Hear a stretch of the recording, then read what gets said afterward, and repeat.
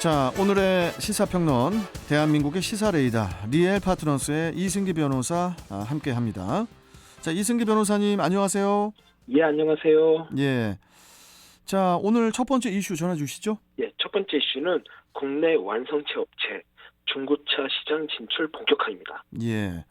자, 국내 완성차 업계가 내년 1월부터라고 하면 뭐 이제 며칠 안 남았죠. 그렇죠. 예, 중고차 시장에 진출을 하겠다는 그런 입장을 밝혔어요.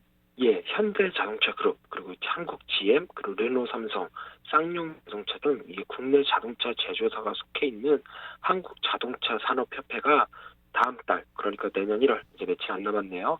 그 사업자 등록과 함께 중고차 공간 확보, 중고차 매매 그 단지 공간 확보까지 해서 이 중고차 산업에 필요한 이 절차를 본격 진행하겠다라는 입장을 밝혔습니다.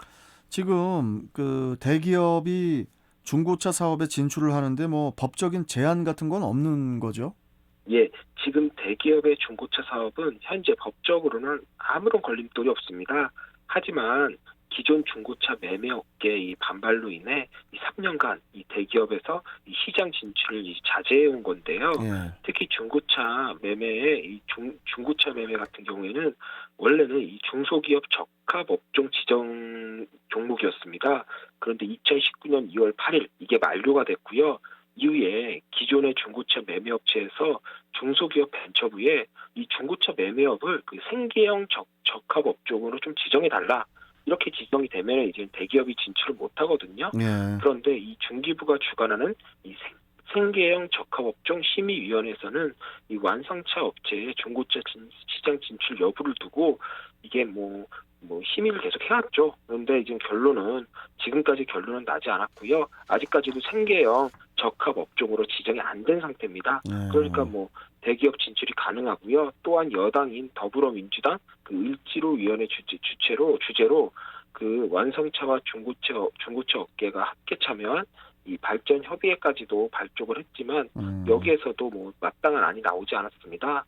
그렇다 보니까 원래는 대기업이 그 진작에 진출할 수 있었는데 그가 이제는 합의 결과를 계속 기다린 거거든요. 그러니까 이번에 대기업이 전격적으로 중고차 시장 진출을 선언한 것은 이런 지지부진한 이 협상 과정에 대한 반발이자 또 중기부를 압박해서 빨리 좀 합의안을 내라라는 이게 목적으로 보입니다. 자, 일단 기존 중고차 업계에서는 생계가 달린 만큼 대기업이 골목 상권마저 장악하려 한다. 이러면서 이제 반발이 심한 그런 상황이에요. 예, 그렇습니다. 그 중고차 업계에서는 국내 신차 시장 판매 점유율 한 70에서 80%에 달하는 현대 기아차만 해도 만약에 여기서만 이제 중고차 시장에 진출만 해도 결국 독점 시장이 형성이 되고 소비자에게 그 피해가 전가될 거다라는 입장입니다. 또한 중고차 매매업은 이 상대적으로 진입 장벽이 낮아서 이 별다른 기술이나 지식이 없이 쉽게 생업을 할 수 있다라는 점에서 일반 국민들의 일자리 역시 침해된다는 점도 이제 주요 반대 이유인데요. 보통 우리가 대기업의 골목상권 침해와 같은 이슈가 터지면은 대부분 이제 대기업을 비판하는 경우가 많은데요. 하지만 중고차 매매 시장에 대해서는 좀 국민들이 워낙 기존에 이제 높은 불신을 가지고 있다 보니까 여론 역시도 좀 대기업의 중고차 판매에 대해서 적극 지지하는 그런 모양새입니다. 결국 낮은 가격의 허위 매물로 유인한 후 다른 차량으로 강매를 일삼는 일부 악성 중고차 딜러들로부터 국내 소비자를 보호하기 위해서는 이 제대로 된 시스템을 갖춘 이 대기업이 시장에 진입하는 게 필요하다는 건데요. 그 완성차 업체들 역시도 이 소비자 보호를 이 중고차 시장 진입 명분으로 가장 앞세우고 있는 그런 상황이기도 합니다. 그런데 이제 그 수입차 브랜드에서는 진작부터 그 중고차 시장에 진출을 한 걸로 알고 있는데 그래서인지 국내 완성차 브랜드에 대한 역차별이라는 그런 말도 나오고 있어요. 예, 국내 중고 수입차 규모가 2020년 기준으로 한 5만 대 정도인데요.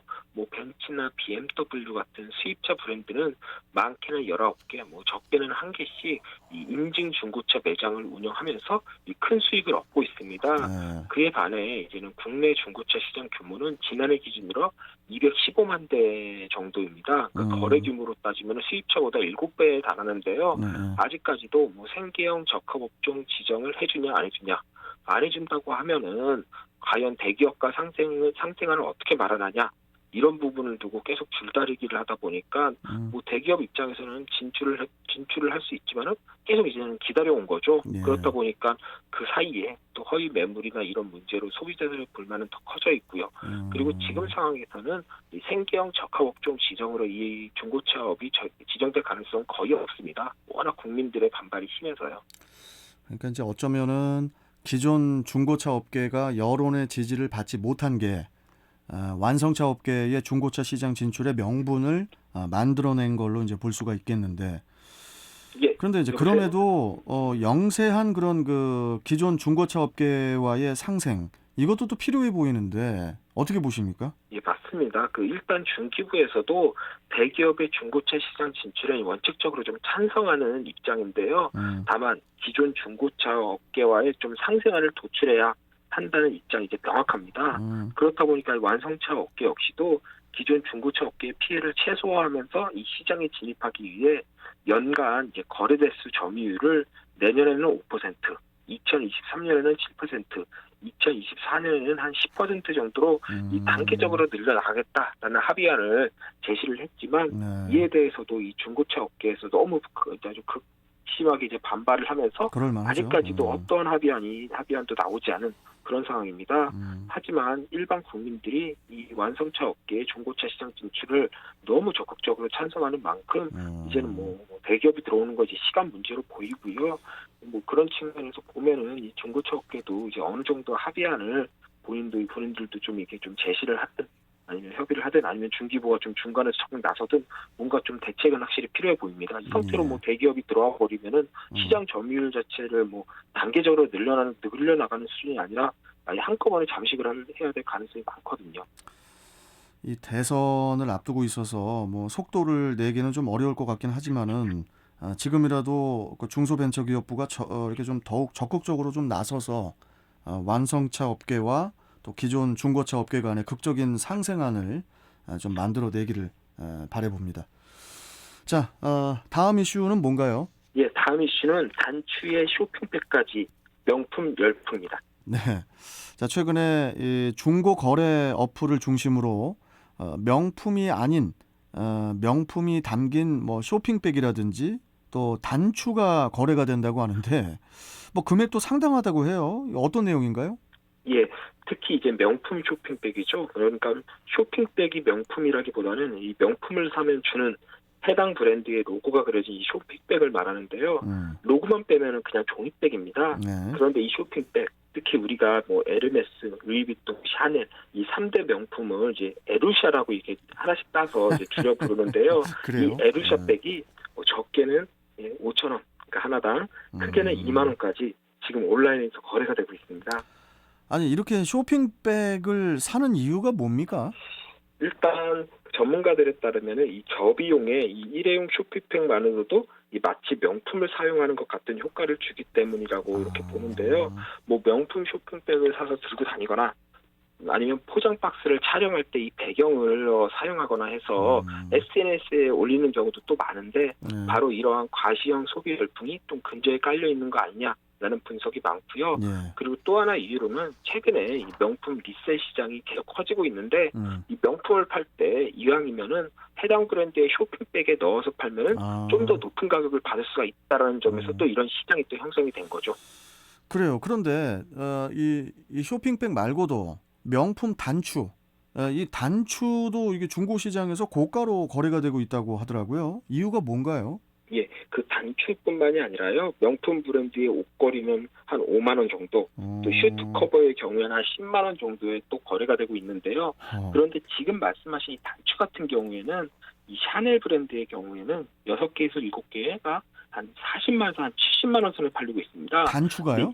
예, 맞습니다. 야, 하나당 한 10만 원꼴 되는 거죠. 근데 이유가 좀 남다른데요. 이 명품 단추를 이용해서 이 귀걸이나 목걸이, 팔찌 등 이 액세서리로 재탄생시키는 이 업사이클링을 위한 목적이 많은데요.